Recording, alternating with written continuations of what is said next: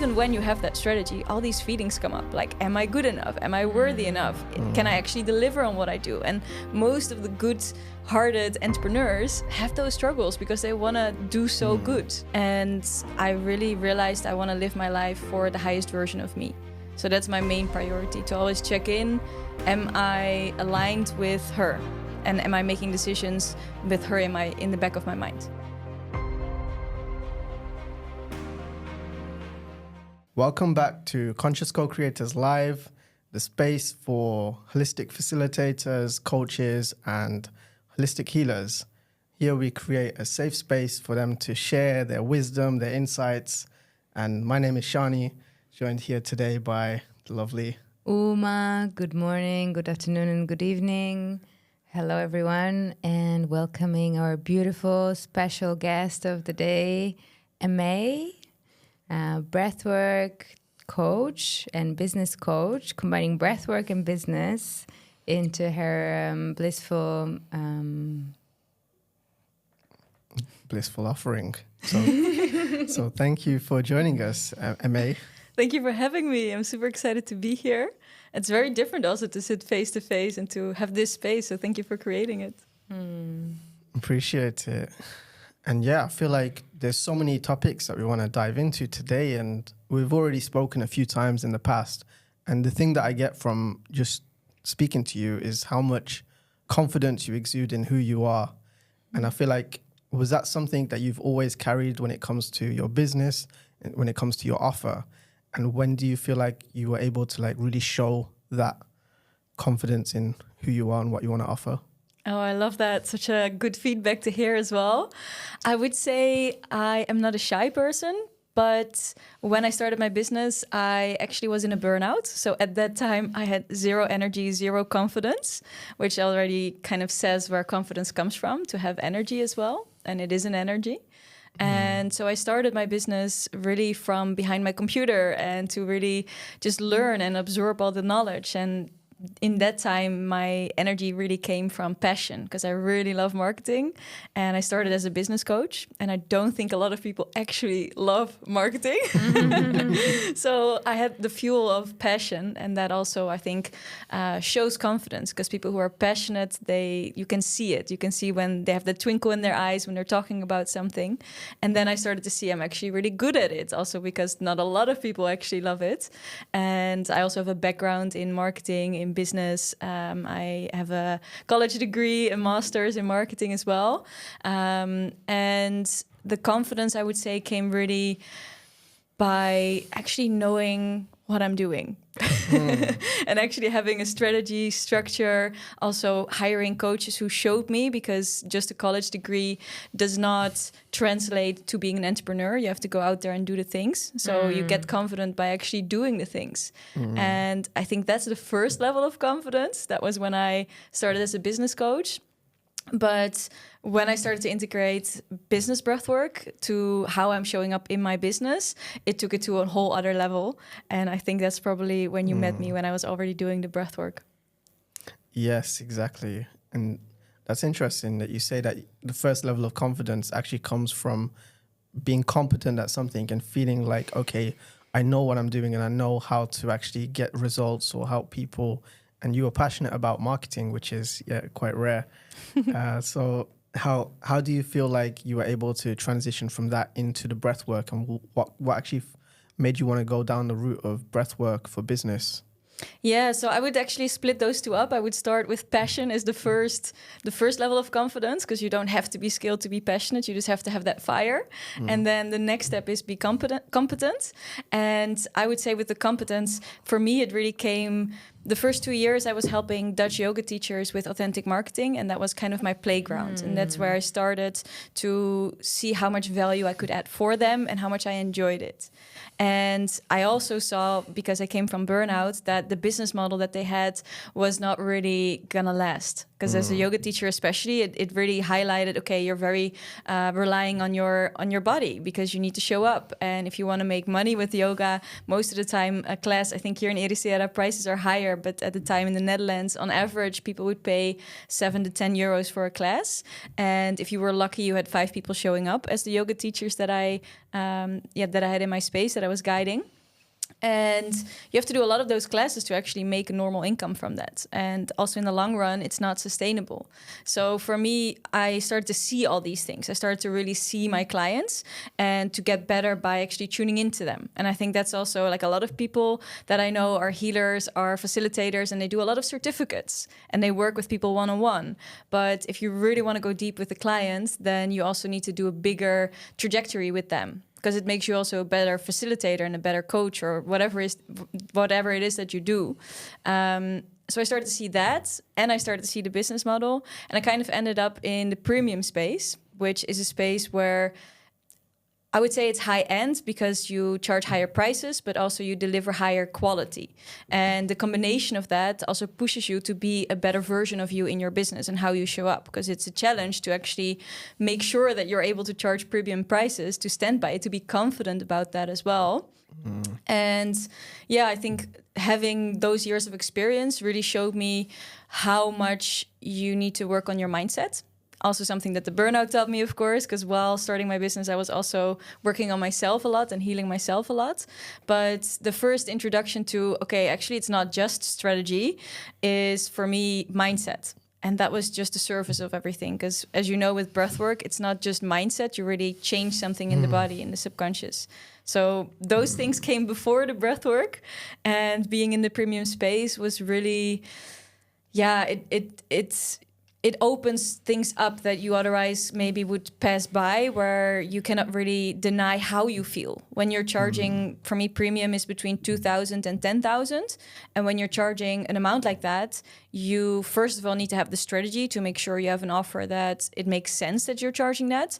But then even when you have that strategy, all these feelings come up. Like, am I good enough? Am I worthy enough? Can I actually deliver on what I do? And most of the good-hearted entrepreneurs have those struggles because they want to do so good. Right. And yeah, that's, well, so many things we want to unpack in that. I feel like you shared quite a bit about the journey that you've taken and the story. So I think before we dive into the specifics, I want to know more about this burnout that you experienced, because I'm somebody who actually experienced some burnout as well. So I was wondering what triggered the burnout for you, and how do you feel like that impacted the way you operate now in the business that you do now? Yeah, I would say I was very lucky to have my burnout quite early on. I think I was 24 when it started, 25 maybe. And I got it on the moment that I was working in a corporate job, focused on customer journeys, and it was in a company for the Dutch people here. It's called Coolblue, and it's really focused on the client experience. But at the same time, it had a fast pace, work floor where you get promoted. If you're doing a good job, you get promoted really fast. So the first year, I got 3 promotions, and I kind of got in this situation with a startup within the company where I was doing so many different roles, and my manager was not used to being a manager, and that also made me really appreciate my manager before that. And from there, I just ran so hard for him and for his goals that I really completely lost touch with myself. And I would not say that I got it because of him, but that he accelerated the process of me actually burning out, because it was my lifestyle. It was how I was showing up, how I was having patterns in my life of putting others before me or proving my worth by doing. And in that moment that I completely broke down, I could not show my worth anymore by being productive, because I had 1.5 years where I couldn't really leave the house. I could walk for 20 minutes outside, and then I was exhausted for 2 days. So I really had to be with myself and really decide, who am I without energy, and what am I going to make of the rest of my life? So yeah, that was a big impact on how I'm running my business. Wow, that's a powerful story. I feel like a lot of people, when they go through like this dark experience or like this negative thing, this actually becomes the fuel that then they can transmute and create a whole incredibly new life from it. And that's what I'm seeing here. Yeah. So I wonder, what was the things that help you revive from there? What motivated you to start working for yourself, starting your own business, creating your story from the scratch? Yeah, I always was an entrepreneur. When I was 17, I started a clothing web shop, and I had so much free time because I did really well in school and I had a lot of free time. So I did that, and I liked it, but I didn't love it. But I loved the entrepreneurship behind it. So it was always kind of in my veins. Also, my dad is an entrepreneur. My mom is an entrepreneur. She's actually a breathwork coach as well. So it was just always around me. And I would say I really wanted to do something for myself, but at the same time, I wanted to feel that I was making enough money in the beginning. So I thought, okay, I have this job. I will stay here for 5 more years, and I will just see how it goes while I start my business. So I already started a little bit with my business before my burnout started, but then my burnout came, and I just couldn't really wait any longer because I had so much resistance towards going to another corporate job, and I just didn't see that possible for myself. And in that time, I also realized that I was trying to heal from burnout, but I wasn't getting better. I was doing all the things. I was measuring my sleep. I was going to mindfulness courses. I was trying everything, like literally everything, because you get in a burnout, in my case, because I was very productive, too productive, burned me out. And then I tried to be productive in healing as well. And at some point, it's funny, you know? I know yeah. that feeling. Like, Me too. Yeah, you feel that the way to overcome, like to heal is like, okay, let me just apply what worked for me over there here. Yeah. And it's actually sometimes it's about just letting go and going into the healing process. And my parents are actually really spiritual, and they kept telling me, you need to ground. And I was like, what does that mean? I don't know. And I had like 8 months of like, okay, well, I'm smart. I can do this. I've done most of the things in my life by myself, so I'll figure this out. And every month, it didn't get better. And I had to acknowledge that to myself. Because I remember I was Googling like, okay, how long does a burnout take? On average, it takes 8 months. Every month I came closer to the 8 months. It's like, oh, only 1 more month. It's fine. I'm going to be healed then. And then it was 9 months and 10 months and 11 months. Like, fuck, what I'm doing is not working. I'm not getting better. So I couldn't even watch television at the time because my brain would just really hurt from the television. And I had a lot of books. My parents also gave me some books because I read most of them because that was all I could do the whole day. And I'm very blessed that I had so much time to actually go and do that. Like Eckhart Tolle, Byron Katie, but also Russell Brunson from ClickFunnels. So a lot of marketing books as well to still feel productive. And in that time, it also, I felt like I cracked the code. Like if I would just have the energy, I would know what to do. And I kind of knew, but I needed to wait for the energy to come back. And so that was becoming my main priority. I was still also running my Dutch yoga marketing business at the same time. And I also hired some people in my team because I lacked the energy, so they had to support me. And then I was like, okay, I can clearly see that my business is going well, but I'm the bottleneck, which is still a little bit of the productive mindset around it. And I realized, okay, I need to spend some time on who is actually happy in this world. Why are they happy? Why are they not stressed? What does it mean to be grounded? Like all those things. And it really reconnected me to spirituality. And that's, I think, what really got me out of being so productive, doing all the things, and actually being aligned with yourself, which I know you're also big on with how you guide your people in with their business to really be aligned. And I would say that is really... yeah, the combination of both my background in corporate and college and having the degrees, but also connected to spirit and then seeing, okay, how do I want to show up in this life? And I really realized I want to live my life for the highest version of me. So that's my main priority, to always check in. Am I aligned with her? And am I making decisions with her in the back of my mind? And then how it came to breathwork, because I'm also a breathwork facilitator. I know the capacity of, and Shani as well, the capacity of this technique is like limitless, but combining breathwork and business for some people might seem completely counterintuitive. So how does it work for you? Yeah, I think it was 2 years ago now that I think 3 years ago that I started more with breathwork, because my mom is a breathwork facilitator for, I think, 40 years. She's not very active anymore. Wow. Yeah, she started in the same time as Wim Hof. She's also Dutch, and she had her own path of rebirthing techniques mostly.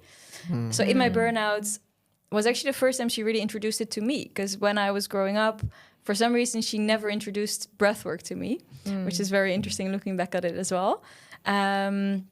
So I did a session with her. It was really profound. And from there, I just started going on my own journey with facilitators, mostly with the more deeper breathing, really transformational breathing. And I did it maybe I think once every month, something like that. And then I also started to grow my business. I started to get more energy. I hired a few business coaches. And I remember I just hired a business coach for a full year. And it didn't really make sense. But in that time, my own breathwork coach popped up. And she's a money breathwork coach. So it's very similar to what I do, but more only towards money blocks. And I saw her, she had a free challenge. I signed up for it. I knew actually I didn't have the time, but I felt so drawn to her that I felt like, okay, there is something here and I want to listen to my intuition. And even though I just signed up for a year with someone, I'm going to sign up with her for another year as well. And that's when it kind of came together, because I was in this accelerator for my one business coach and then also for my breathwork coach. And it just really came together in having my biggest months yet. Really, really changing the narrative of how you run a business, because running a business can also be very challenging and very demanding, and you can have high deadlines or high expectations of yourself. And I remember doing a launch and completely changing the narrative of I need to do better, I need to do more, I need to do this, I need to do that, towards actually, I'm not going to do anything today. I'm going to do my breath work. I'm going to take a walk on the beach, and that's it. And I know I'm going to even perform better and have better results because I'm taking a break. Yeah. So that was really the shift of integrating everything from that point. I love it. That's the approach I'm also like promoting with all of my hands and legs and full heart in. Yeah, and it's funny. That's actually how we operate as well. So sometimes when we're working together on this project, we are like full strategy, like creating, working on the technical side. But then the other day, for example, Uma guided me through a breathwork session, and it was so transformative. I learned so much about just my own blocks, and then we guide each other through breathwork sessions and also hold space for that, as well as like going into like building the business on the side as well. So yeah, beautiful. And sometimes it just seems so obvious that if we are offering something to other people, we should be offering this also to each other, but it's not. And we've been co-creating Conscious CoCreators with Shani for a year now, and we only realized that we need to exchange breathwork like a month ago or so. Wow. Yeah, and we're like, hey, actually, you're such a good facilitator. Why don't you just hold space for me, you know? Wow. Yeah. It's been really good for us, I feel. Exactly. So I was wondering, for you now, you're at a space where you have clients, you're facilitating for them. How do you find time to like hold space for yourself in terms of like making sure you don't fall down that path of burnout again, just from a different space? Yeah, so I know for a fact I'm never going back there because of some experiences I had in a transformational retreat where I saw all my patterns, and I know exactly why I got the burnout. And I truly believe, and I don't want to offend anyone with this, if you've had one burnout and you had another one and you don't feel secure in not getting another one, you probably haven't healed the core of it. So that's something besides the business, because it's your values, it's your core, it's really who you are that allows a burnout to happen to you. And of course, there's also the dynamics of choosing your best life and being passionate about what you do, because a burnout is very hard to slip in when you're actually in love with your life. But yeah, the first step is really that core belief that I'm never going to get a burnout ever again. And also prioritizing health. Because when I noticed I'm crossing that boundary, I come back to my practice first. I come back to my health practice first. And I don't do more to achieve more because that's the old me. And it often comes also with, because I also guide my clients to these things. Like I'm not a business coach that says you need to do more. I really check in with the energy of my client and see, okay, what do they need? Are they somebody who runs and does all the things all the time? Then I would probably tell them, hey, today is your day to take a break. Go do nothing. Yeah. And if it's the other way, then actually I would say, well, I've seen you move. You're not going really fast. Go do something about it because it's your life. It's your responsibility. And I also do it in a soft way. I really love this one. For all the facilitators here, I always ask, do you want water or fire to my clients? So then if they say water, I say it very gently, but I still have the same message. And if they say fire, they give me permission to just tell it to them straight. I'm Dutch. I can be very direct. So I will do that as well then. So yeah, but for the burnout, like this morning, I did my own breathwork session. So it's also about integrating it. And I have an online membership for breathwork. And I also use my own breathworks there. So I make it very accessible for myself and for other people as well in that process, to not make any excuses. Because you can wait for a facilitator to step by, and you do need that still because it's a different experience. But for me, breathwork is something that I integrate in if I have the time every day. But the last month I've been traveling a lot, and then it's more once a week. And yeah, it's breath work, but it's also taking walks, taking care of your body, taking the right supplements, just really making sure that you have the energy. And I think this quote for me really shifted my perspective from Tony Robbins. He was like, yeah, when I'm on those stages, I really run, I think it's 3 marathons or something. That's the energy that he uses because he's on the stage, he's a presence. Yeah. And he's like, I'm a top athlete. I need to be in top shape. So for me, that gave me the permission that actually, yes, I am somebody who goes to the gym 2-3 times a week. Maybe this month it's been hard with traveling, but that's my identity now. And the same for breathwork. I'm somebody who regularly breathes, most of the time daily, but if not daily, then I still have my breath techniques that maybe don't go as deep, but that guide me through the day as well when I notice that my breath is getting shallow or that I am running too hard or doing too much. So I'm really making sure that I treat myself in the best way possible because I need myself if I want to perform at the level that I can see for myself. Wow, that's amazing. Thanks for sharing these insights. And I really want to touch on the point you mentioned earlier about reaching the point of charging premium prices and stepping into that. Because I feel like in these like conscious spaces, spiritual communities, holistic facilitators, like money blocks is such a huge problem. And people have problems with even charging a decent amount for what they're worth. And these are people who like really work on themselves. They respect their time, they respect their energy. But then somehow when it comes to money, there's always this like disconnect. So I'm wondering if you have any like insights into why you feel like this occurs in these like spaces and how you like for yourself, how you overcame any blockages you might have had to charge premium prices. We can probably record a whole podcast episode just on this topic. I love talking about this. For me, money is very present in my life. And my relationship with money is also very special. When I grew up, I think before the age of 9, we had a lot. We had a lot of money. We were above average. We had a beautiful house. And then we moved, which obviously was not my choice. I was 9. We moved to a beautiful place where my dad built a spiritual center that he's had for 20 years now. And actually, this is the month that he's giving it back and somebody else is going to take it over soon. And so I saw really from a very young age the struggles that spiritual people have with money. And that is also one of my biggest whys behind my business, because I saw the impact it had on my family. And I would say that my parents got divorced because of the lack of money. There might have been other issues, but money really emphasized the issues they had because it really is this basic level of survival where if you cannot hire a cleaning lady, but you have a big farm that is a house that needs to be cleaned. And my mom was also the breadwinner at the time.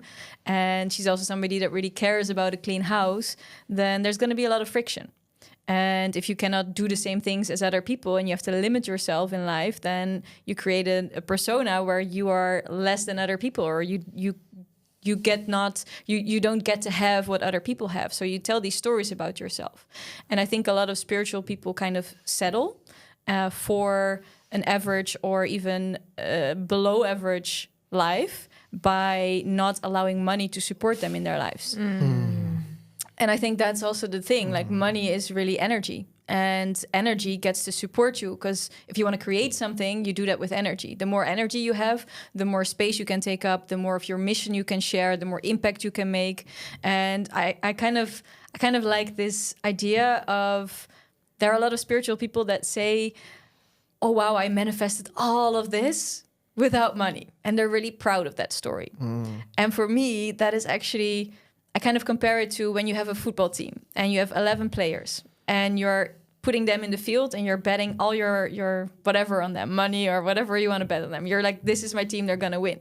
And then you tell them, actually, your best player cannot play. And that's kind of what you're telling the universe when you're manifesting. And you say, well, I want all of this. I want the house, I want the partner, I want the business, I want it all, but I want it without money. And then the universe is like, okay, I can deliver, but it's going to take a lot longer because you're taking my best player out of the field. And that's how I see money. It's really this. And also, like, a lot of people think money is something evil, but I just really don't agree. It's the human that decides what happens with the money. So even if you say, okay, let's remove money from the world, there's going to be something else that's going to be a substitute to exchange, because that's all what money is. And it's how we use the money that makes money good or bad. Wow, yeah. I resonate with that a lot as well, because I feel like in these spaces is where I've experienced a lot of like shadows from people when it comes to money, especially. It's like they have this feeling of like, I'm going to pretend like it's not important, or just kind of feel like superior, as you said, just for not having money, and kind of create this persona of like, yeah, this is it's an evil thing. Or in some cases, I think it's people feel like the capitalistic society is actually the cause of a lot of problems, so they don't want to feed into it, and yet they enjoy like living in a capitalistic society and they enjoy the benefits of it. But then that's how they kind of feel like, okay, money might be an evil thing. So there's a lot of like disconnect with these thoughts. So I think in some cases, when it comes to actually building a business and starting a conscious business or a holistic healing business, a lot of people have these struggles of like, okay, how can I charge for my service? I think spiritual work should be for free. And it's interesting, we had Satya on the first podcast and we asked her this question, and I'll share what she said because it was so interesting. That she said, in terms of people feeling like spiritual work should be free, was kind of came through from like the church, and they kind of sort of made you feel this way. And she doesn't have a problem with charging for her work, because she respects her time and energy and she knows what she brings to the table. And I feel that with you as well. It's like, it's about balancing it and respecting time and energy. And I think in this case, what kind of tools could you suggest to anybody, or like what kind of mindset shifts can people experience when it comes to like changing their relationship with money, if they have? Yeah, I would say it's exactly that, to change the relationship with money and to actually approach it as a relationship.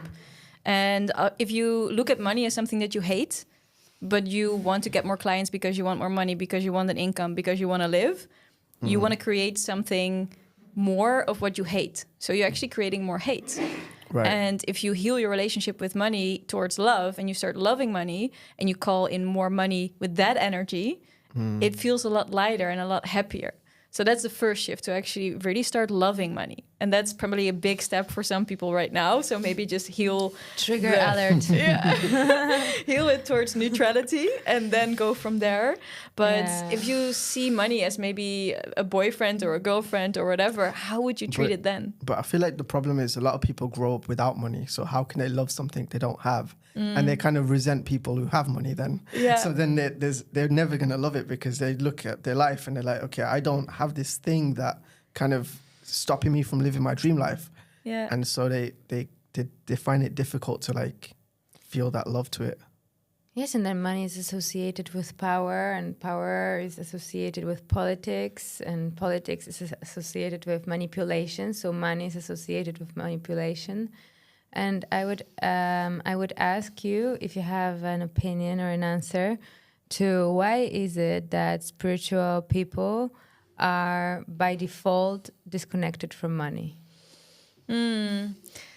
Yeah, for me also, I don't come from money. We actually had a lot of money issues, and I had to heal a lot of those wounds that I had with money. Because also for me, I used to blame money for breaking up my family, for putting me in the classroom with friends who got to go on holidays, and for me, it wasn't even a question anymore. Or them buying all the new clothes and me not having the budget for it. So I really came from a very far path. But first of all, reading about it, putting yourself in the room with people who actually love money, starting to make more money and honoring that and not feeling it as something dirty. I think those are just the basics where you can start with healing your relationship, even catching yourself in how you talk about money. And when other people talk bad about money, to not go in that story, because there's a lot that you need to unravel there. Then for spiritual people, why they feel more disconnected, I don't know why. Because for me personally, money is very spiritual. And I had to think a lot about this as well. But for me, what is spirituality?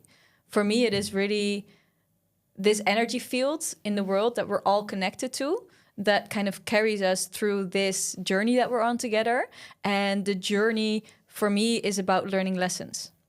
And money is such a big part of that. And if you have a money block, go into it, because there's a lot to learn there. There's so much to learn. Because your relationship with money most of the time reflects your relationship to life. Like if you're willing to receive, if you're able to receive in life, you are able to receive more money. But there is a question for it, because many times it's really hard to go out of the loop, you know? It's like, I work a lot, I don't have money. To get the money, I need to change the mindset. To change the mindset, I need to invest into a coach or a program or a healing modality that will help me break the pattern, or therapy or whatever.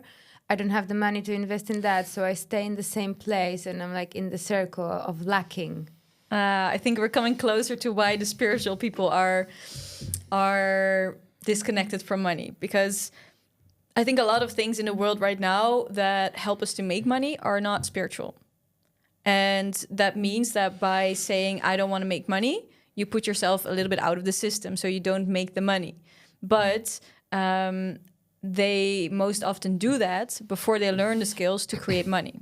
That's where I come in. But of course, for me also, you need to have the money to hire me.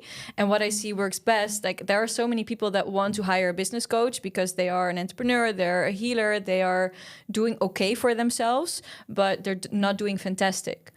But there's no extra money because this is it. Like they don't have savings. Sometimes they bought a house at the right time and they sold it at the right time, or they got some money from an uncle that passed away, or however they got their money, or crypto, and then they can break out of the cycle. But most of the time they're so fixated on this is what I need to be doing that they're not willing to have a side job, or to maybe go and drive an Uber, or to work as a cashier, because they feel like it's below them, because it's not a match for them for whatever reason. But sometimes, especially in the beginning, when you don't have the funds, or when you feel like you need the funds to get out there, then you need to do things that are not 100% in your purpose, just to create that space for yourself.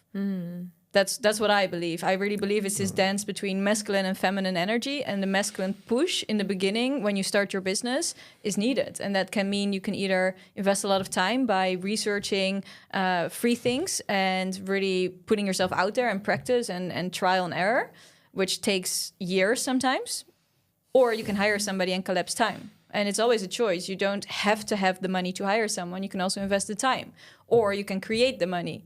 But you have to break that cycle, because if you're stuck in your own loop, you are the only one that can break it. And maybe it's by listening to this podcast or to somebody else's podcast, or there's this moment where you get that aha moment. But in the end, it's you that needs to be open to receive it and to actually change the narrative of where you're right now. So, wow, I think that's really powerful what we're talking about here, because it not only takes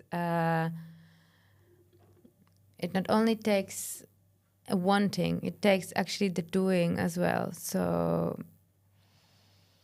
Yeah, I don't believe in wishful thinking. I believe in strategy for everything, not just for business. But if you want things in life, if you want to get healthy, get an expert or read the books, or actually, because this is hard, because with health there's X amount of things that you can do without actually getting personalized feedback. I don't know if you guys have noticed, but there are so many diets out there that work for everybody, but just a little bit. And I think it's the same with business. If you, in the beginning, you can learn a lot from all the free resources and all the free masterclasses and all the free things. But at some point, you need to evolve. Yeah, that's true. And then you get to a certain point where it's like, it's actually you that's holding you back. And it's like the information is there, but you realize that you are the block. Then you have to get that direct feedback to unlock within you. This was something I personally experienced when I first started making a lot of money, was that I would just like spend more because I wasn't used to having money. So I'm like, this is going to go. Let me just throw it all away before my bank account isn't used to being this large. So what is the silliest thing that you bought?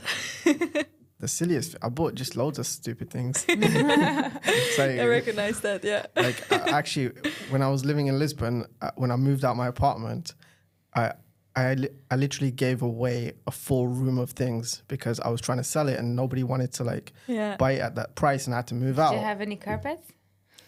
No, I don't buy carpets. That's an insight. But private joke. Sorry.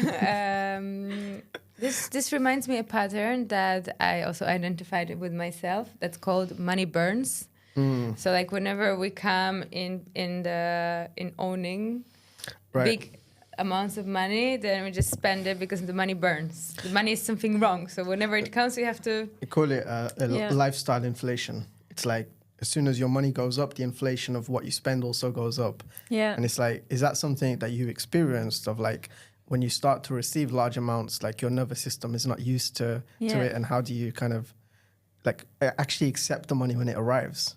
Yeah. So I created a framework for myself. Again, the strategy.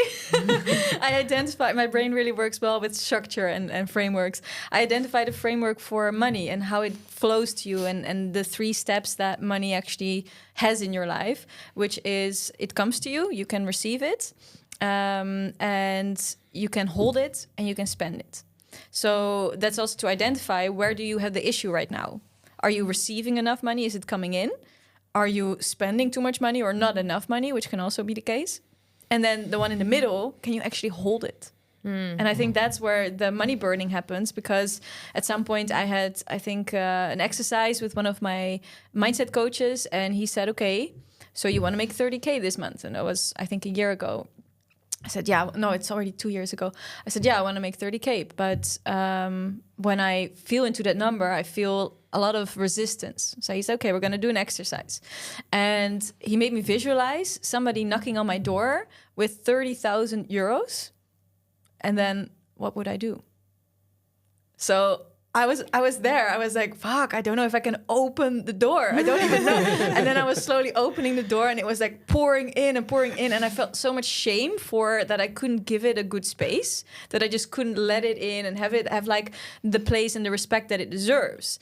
And that's something that for me changed everything in the narrative of burning money. It wasn't in that exercise, but later on when I really realized, okay, I am burning my money for different reasons. It was fun in the beginning, and it was kind of useful money spent. But is it really respectful towards money? If I'm really looking at money as its own identity, and I say that I love money, am I being respectful towards it right now? Because it was also a big thing for me when I started to make more money, and I'm a business coach, so sharing about my results makes sense.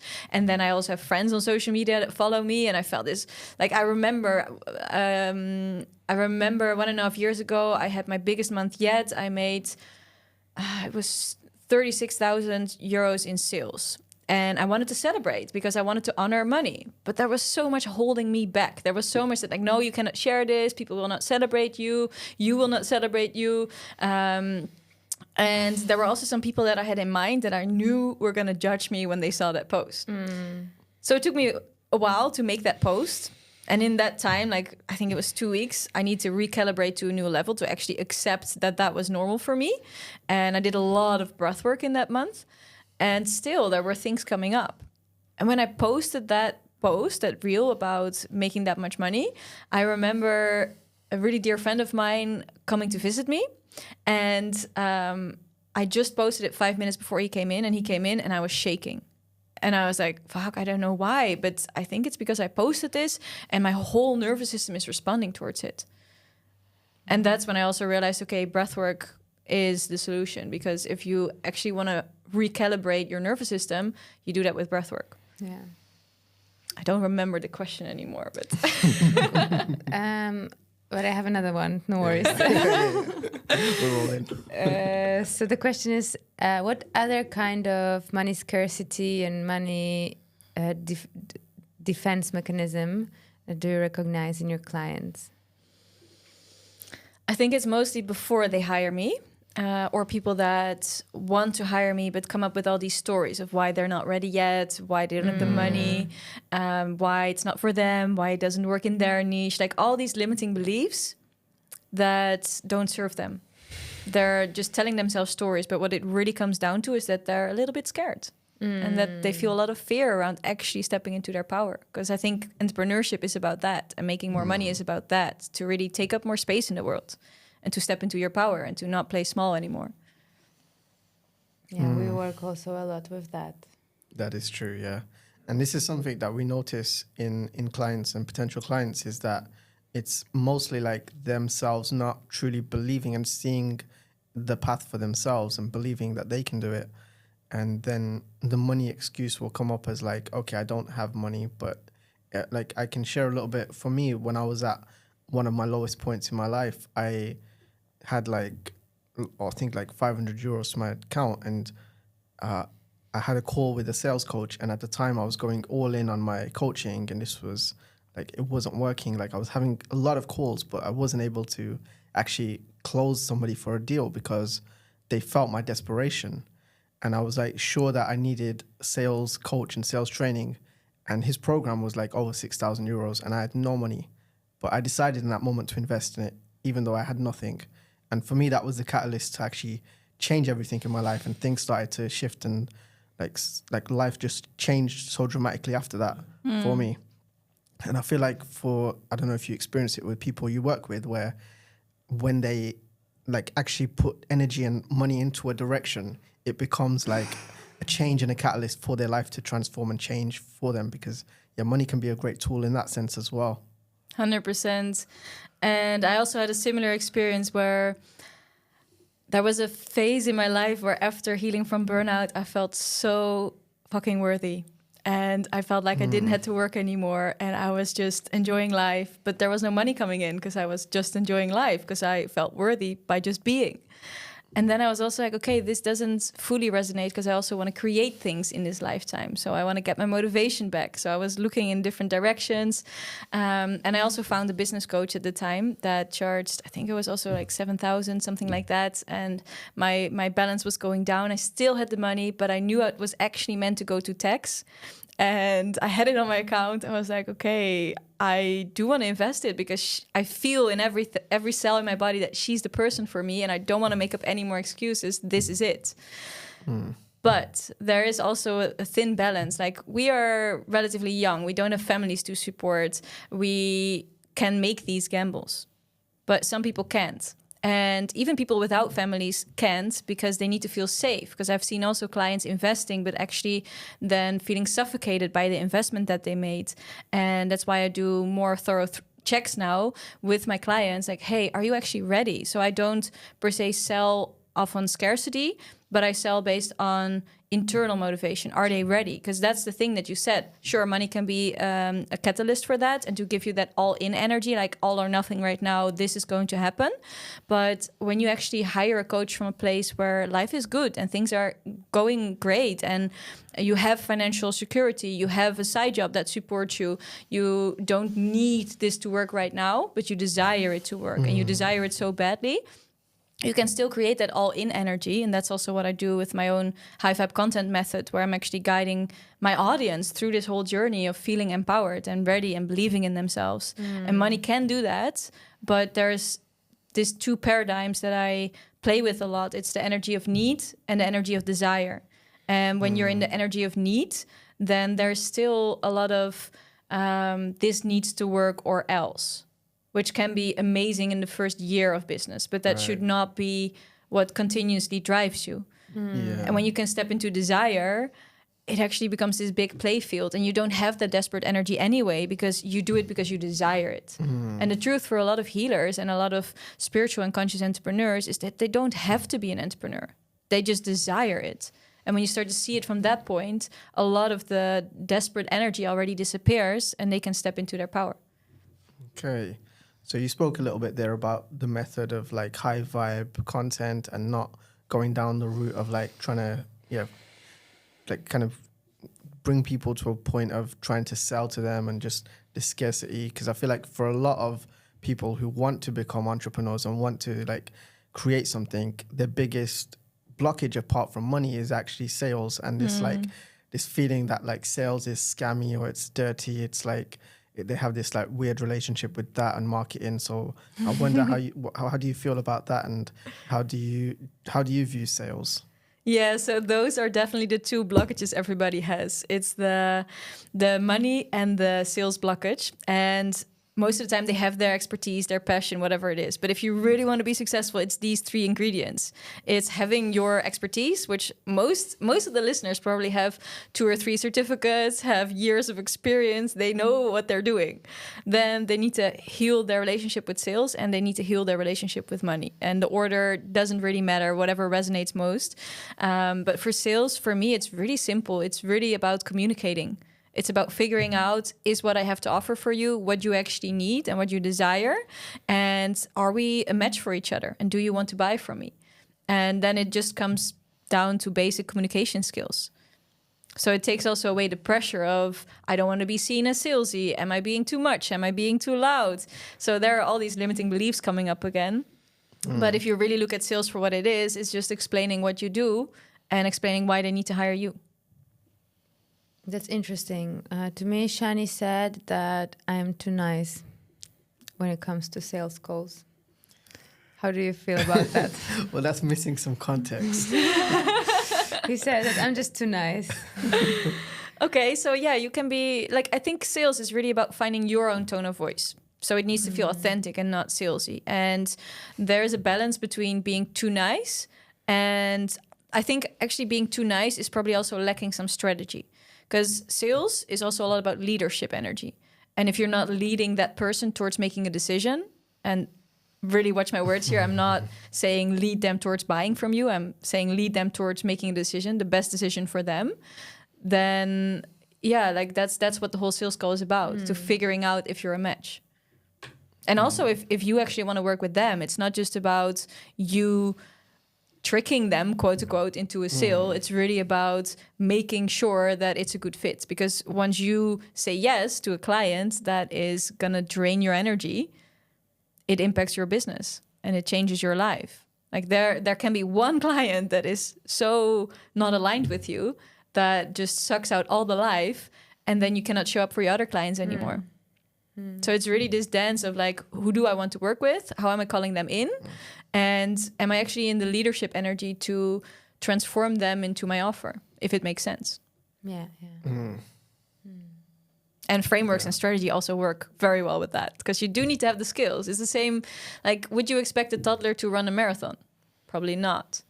So if you really want somebody to be good at sales, they need some practice. They need to be ready for it as well. And you can still be really, really nice. Because sometimes I hear people say, a week ago I had a sales call with someone trying to sell to me, and they just kept pushing the buttons of the pain, and I just cried on that call. And some people really want you to make your potential client cry. And for me, that it doesn't make sense. Like, we're not here to make other people cry and bully them into our offers. Yes. That's it. Maybe I can explain a little bit of context what I mean by nice. This is a great space. So when I say nice, I don't mean that you don't make people cry. That's not what I mean by nice. It's just that maybe lacking authentically what you want to say. It's like just saying the nice thing just to not offend, even though maybe you can challenge them on something, hold them accountable to what they say. No, I must say that during the sales calls, I have had this kind of like bonding need And that's where this comes from. So for me, it's like really important to work with people, as you said, who we are like aligned in the soul level, in the heart level.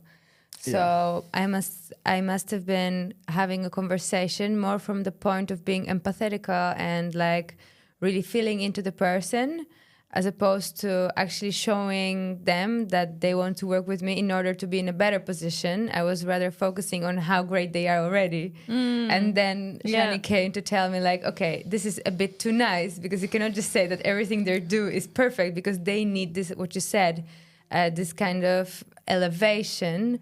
And if everything is okay, then nobody's going to elevate nothing, because they're doing great already. Right. And it's also not true. And that's very true. It's also not true that And everything is perfect. You know what I mean? It's also not true that everything is perfect for them at that moment, because they reach out to you because they need your support. And if you're not authentically like holding them, like if somebody says like, I have these goals and these visions, and then you can see that their path isn't going to lead to that because of their actions so far and their route, then just telling them that they're great and they're nice and everything's great for them isn't actually helping them. It just kind of creates this friendship bond between you, which isn't really what's needed at that moment. Yeah, and you can definitely do both in the call. Like, you don't have to do this or the other. It's about building that connection for sure. But you can also really have this framework that guides you through that process, so you don't skip those steps. And this is also where I play with the need and the desire paradigms, because I've done many different sales scripts. I've worked with many different business coaches. Most of them, especially in the beginning, in the first 2 years of my business, teach you how to do pain point marketing and how to sell based off pain. And then also in the call to emphasize the pain. When you shift to desire, it doesn't mean just being nice. It means you focus more on the desire, the potential, the power that they have, and you're also explaining the gap. So sometimes people make that shift from pain to desire, and they're like, oh my God, I love so much talking about desire. Yeah. But you cannot just say everything is great, because then, like Shani said, it's just not realistic, because if everything is already great, why would they hire you? So you also need to be clear, why do they need to hire you?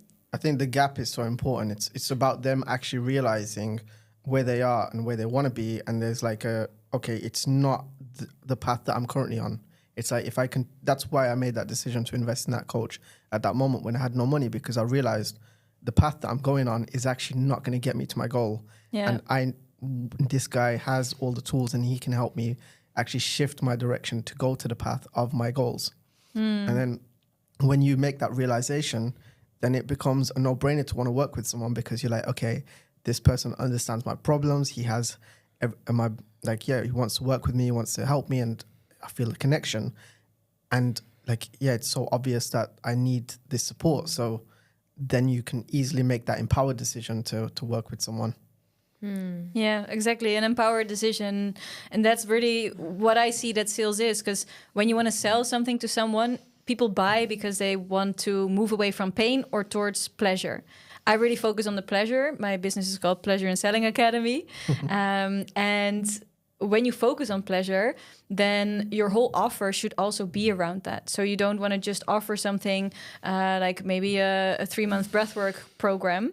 Sounds really good when you're a breathwork facilitator. And when somebody already understands the power of breathwork, they might hire you. But they need to put a lot of dots together. But when you actually have your marketing and your messaging on point, and you know how to explain the value for your dream client based on their desire and how you're actually guiding them, then sales also becomes super easy, because it's all about that transformation. It's all about this is their starting point, this is where they want to be. I feel like for a lot of people in the conscious space and holistic facilitators, maybe that's the part that they're like a bit tripped up on, because they don't know really like what is that path for their clients. It's like, yeah, I'm just like a spiritual coach. I guide people through meditations, but then they're not really aware of where are we going together?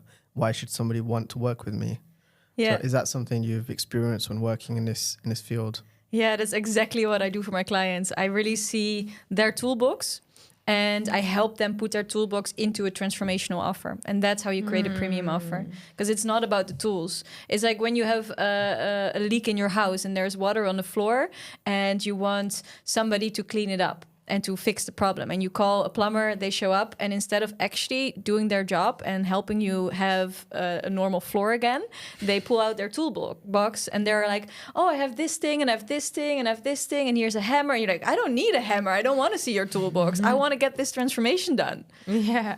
And that's when you actually go back to what is the desire. And that's also how I start with all my clients. I start with picking a niche based on a desire, a premium niche, because that's how you pick a premium niche. And I have a 4-step framework that I teach. There's also a free, not a free actually, it's a paid workshop where you can get that exact steps from me. It's the premium niche workshop. And you go through these steps based on the 3 core desires everybody has, which is health, wealth, and relationship. So when you start choosing your niche based on a desire, you're always doing it right, because that's how people buy. So you don't want to have a client avatar based on, I don't know, Debbie from around the block who does like yoga and has a dog and has a best friend and doesn't eat sugar.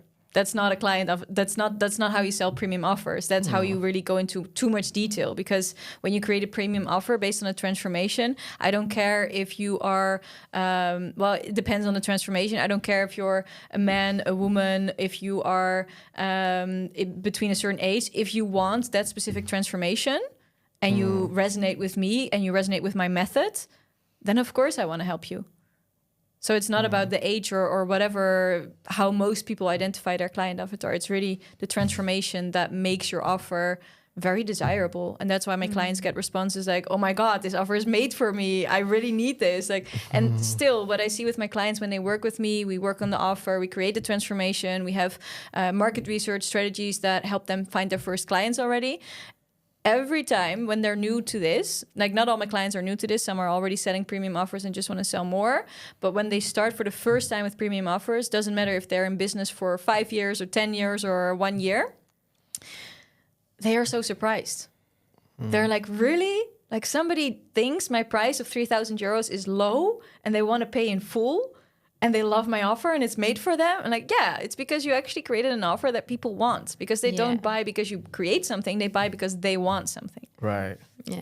And that's the big difference. That's and I think when healers and coaches and spiritual and conscious entrepreneurs start to see this, they all want to have the premium business model because it just makes so much sense. You make more impact, you make more money, you have a deeper connection with your clients also, because you can actually be there for them versus having a one-on-one session. Like if you sell one one-on-one session for 50 euros, every time you sell that session, somebody has to rethink if they actually want to spend 50 euros again. And if they want to do that with you and if they have the money for it. So it takes away from the experience. Like after this, I'm going to go to a face massage for 3 hours, which is something I do every 3 months. 3 hours? Yes. I love it. It's amazing. That's crazy. And actually I was thinking, it's a bit crazy, but I don't know. I met her at a network event and I was like, yes, my face needs that. My face also needs that. You have to give me the contact. She lives in Ericeira. It's amazing. I love facials. And but 3 hours. Yeah, That's because she only has time every 3 months. Because so then I do the whole thing. I'm gonna get my 3 months worth. Yeah, but yeah, I was already thinking like, then I go there, and then I have to pay in cash, and then I have to or at MBWay, then I have to charge my MBWay because I don't always use it. And it just takes away from the experience. I just want to be there, receive, go home. And when you have a transformational offer or a premium offer, you pay up front, sometimes with a payment plan, and you have the full experience, whatever time frame it is. And you just surrender. And the client can surrender more into it. The coach can surrender more into it. Because you're really focused on a bigger picture and not just, oh, is she going to buy the next session? Is she going to show up the next session? Or what am I actually going to do the next session? Because there's a clear path. Yeah, I think one thing that I really help my clients to understand is the difference between like a commodity and an actual offer that's valuable. And I feel like looking at you as an example, breathwork is such a commodity if it can be, in that it's like if you're charging 50 euros for a breathwork session or 100 euros for a breathwork session, then people are going to go to the one who's at 50 euros because it's just cheaper. It's like, okay, it's the same, but I'll get the cheaper one. But then to get like a business breathwork mentoring package, then you can actually charge what you want, because it's not just the breath work, it's about getting that result and that impact through the breath work. And I feel like helping people understand that these tools are like the example you use for the plumber. It's like, okay, these are tools that can help someone actually get something that they need in their life. And once you make that shift of like transformation and actually changing people's lives through your tools, you can then charge whatever you like instead of a race to the bottom of like lowering your price because this person's charging 100 euros and I've got to charge 70, and then you end up charging like 10 euros for a breathwork session.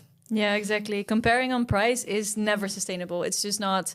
And even if you're trying, if you're at the lowest of the lowest, you need so many clients. And most people don't have a big following, or they don't want to work the whole week in like, because it's not just the work that you do. If you find the clients to have a big enough income to make maybe 3,000 euros a month from one-on-one sessions, you still need to do the marketing and the admin, or you need to hire somebody for that. So you're very trapped in this hourly rate type of business model. And when you can step away from that, then it actually becomes interesting because you can make so much more money, make so much more impact, and you can have your time back.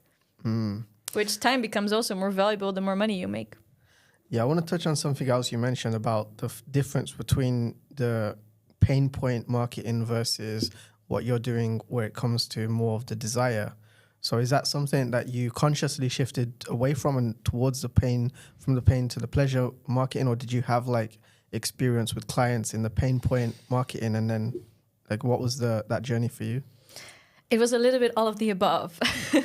I started with marketing because I loved marketing so much. And I noticed when I hired my first business coaches, they were all so heavily on pain.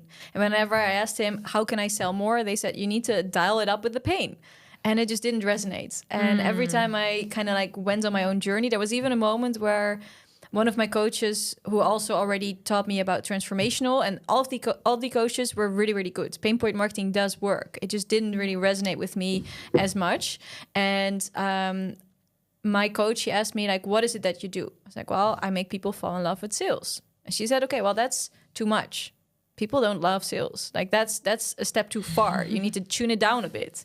It's like, okay, well, I help people enjoy sales. So I went back to that for a few months. And then actually I saw, I think it was a year later, that she actually created a masterclass, Fall in Love with Sales. And I was like, I knew it. I knew this would work. But because you invest so much money into these coaches, you're like, okay, I invested 7,000, 10,000. Let me just fully trust and surrender. Yeah. So it took me a while to actually acknowledge, well, I'm onto something here. Desire-based marketing, pleasure-based marketing, actually empowering people works. Yeah. So I had to fight my way through the coaches that I invested in. I started to see more people in the space that empower, and I started to understand why it works. Because you either buy based on pain or on pleasure, but also because people mostly don't buy because they don't believe in themselves. And if you can change that narrative and you can make them feel empowered, the same person that was in their pain becomes in their desire. And actually, like, I always make this comparison between victim mindset and hero mindset. People in your audience, they can be both the victim and the hero. And it's up to you to decide with marketing how you're going to make them feel and what feeling inspires their investment. And then if you have the victim client who buys, they're going to show up differently. Yeah. They're going to be in pain. They're going to need hand-holding. They're going to ask a lot of questions if they actually show up, because it's also the type of client that ghosts you and that makes you wonder, is it me? Am I the one that's not good enough? And that's what I went through in the beginning of my business. I had an amazing offer and some clients did really well and others didn't. And I was like, why does that happen? Because I genuinely want all my clients to succeed. So of course I was looking at the ones who performed really well. Why did they do so good? And then also the others, why are they not showing up? And I realized those bought from a point of pain and from, I'm going to invest because she's going to solve it for me. Or I need this investment to work for me. Otherwise, I'm going to give up on my dream. And that's a lot of pressure that they put on themselves. And most of the time it doesn't work. But when you really know this is what I'm going to do for the rest of my life because it's my soul calling and I'm going to make it work no matter what. And this is one investment that's going to be one part of the puzzle. Then it's a different energy. And it's so much nicer also as a coach for me to work with that type of client because it also removes the pressure from me. Because if there's a client who doesn't show up and I'm going to like force them to show up or I'm going to check in with them all the time and I'm going to put my energy in their field, I'm losing my energy. It's a big energy leak. But when I actually call in the right type of client that wants to get the results, that's all in, that's committed, then I'm also challenged to rise and to actually go to that next level with them. So yeah, that's the journey that I saw in my clients. And then tweaks in your messaging that you can make to call in more of the clients that you already work with. The biggest tip is to look at, who do I enjoy working with? What are their characteristics? And how can I put that in my messaging to speak exactly to more of that type of client? That's very insightful. Thank you for that. Yeah. So what would you, to wrap it up, how would you describe what is conscious sales? What is conscious entrepreneurship? I would say it starts with you. It starts with being true to yourself and knowing what you want from this life. So also checking in doesn't mean you have to have it all figured out, because you're constantly changing. I'm constantly changing. I'm constantly adding new things and being open to meet myself in the next level. Like the breathwork, adding that later on made sense, because in the beginning I wasn't a breathwork facilitator. But it starts with you, listening to your calling. And then it becomes about the client, to really see them, to hear them, to be there for them. And when you do it in that order, it actually makes sense, because you're being conscious about who you are and about who you want to work with, and you're genuinely wanting the best for them in your offers. And when you can then explain that to your audience, they will see that, and then they will buy. So there's a lot of strategy and a lot of soul. Thank you. Thank you for this. We will attach a link to Aimée's profiles so that you can go in depth to see her work, which is truly very valuable. Yes, for sure. And how can people get in touch with you? What's the best way? I would say the best way is Instagram. I would love to receive messages from everybody who was touched by this podcast. My handle is @Aimee Drost, AIMEEDROST. I also am on Facebook. I have a podcast. I have a Facebook group. And I think most of the things also happen in my email list. But from Instagram, you can find all these things. All right. Thank you so much. It was lovely to have you and expand a bit our look on sales and money and breathwork and entrepreneurship. Very inspiring. Thank you, Aimee. Thank you for having me. Thank you.